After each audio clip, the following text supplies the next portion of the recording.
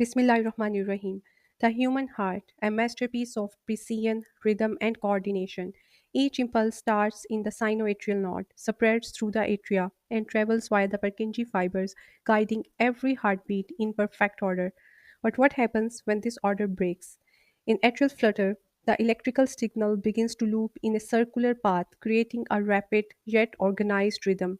The atria contract quickly, around 300 times per minute, fast but still patterned and rhythmic.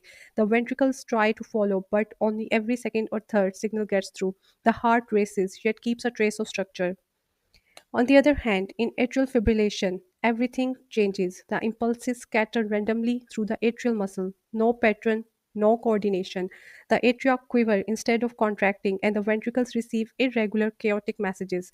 This electrical storm turns harmony into confusion, reducing cardiac efficiency and increasing the risk of clots and stroke. Flutter is fast but organized, a rhythm with rules. Fibrillation is fast and chaotic, a rhythm without control. Each reminds us how delicate yet powerful the heart truly is, beating every second to keep life flowing.